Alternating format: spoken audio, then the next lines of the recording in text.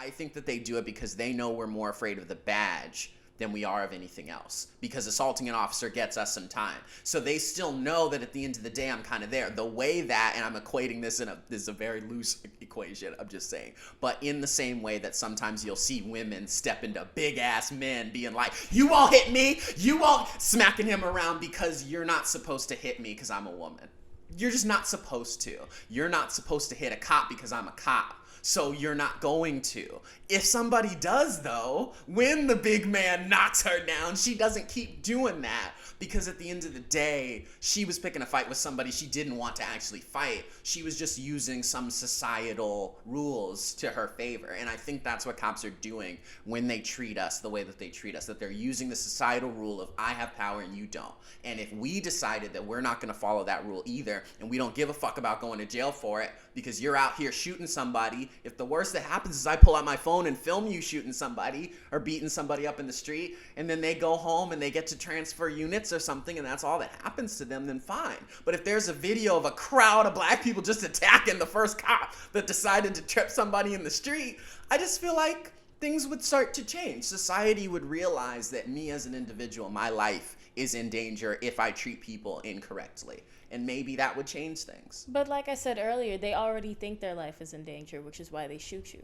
True. Like, they're already afraid of you. So to come out and be like, we're going to attack you for attacking us, it's just going to be like, see, this is why we kill them, because they attack us. Like, they're just going to use it to further their cause. But I think they do that anyway.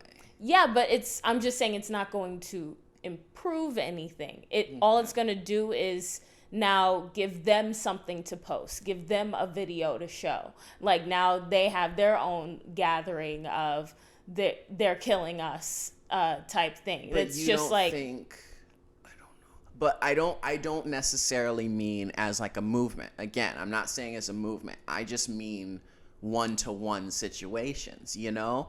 Because there are so many, the guy that was outside robbing that person and taking their bike, they did so with the belief that in New York, I can steal a bike from somebody in a crowded neighborhood and probably no one's going to come downstairs and attack me, you know? Mm-hmm. But if they knew that people on this street come outside with their guns as soon as they hear a noise, I think that they would avoid doing so. That's what I mean, is that bad people are still going to be bad people. Mm-hmm. But I just think that not necessarily the traffic stops and that kind of thing, but just these videos where, like I said, you just see somebody standing on the side and I'm just, hey, you come here, open your bag. What are you doing? You know, the times where they just fuck with us, that's what I more so mean. Mm-hmm. Do you think that it still wouldn't have any difference? Because I feel like in that moment, they're still, yes, they're afraid of us, but I still feel like they feel they have the authority and the power to treat us this way. Otherwise, they would just stay home and they would just avoid it.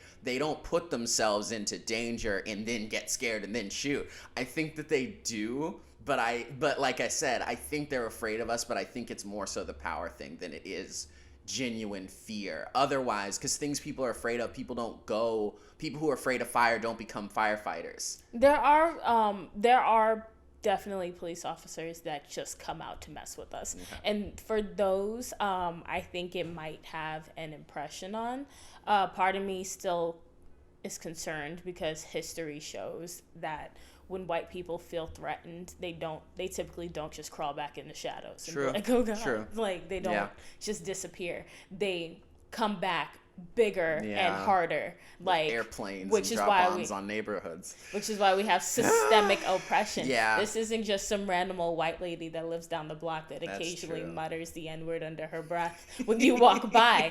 This is a country built on that's true. on oppression, and they're like, if I can't get you on a street level, this is just gonna get higher up, and it's just gonna get bigger, and it's just gonna get worse. They would probably send the National Guard to that neighborhood of niggas that came out with guns immediately. Literally. Like, it wouldn't just stop. It wouldn't just be like, you win. Like, they just up the ante because they can't. Yeah, that sucks because it's like, Yeah, I get it, because it's, even though it's the rules thing, but it's still logical to go ahead and protect your own existence if you're afraid. But they don't do that. They get up to your car and tell you to reach for something, and then when you reach for it, they shoot you. So they make you do something that scares them. But there are also cops that I've seen where, like, there are some videos I've seen that are really, it's actually terrifying because you can see in their face that they're scared.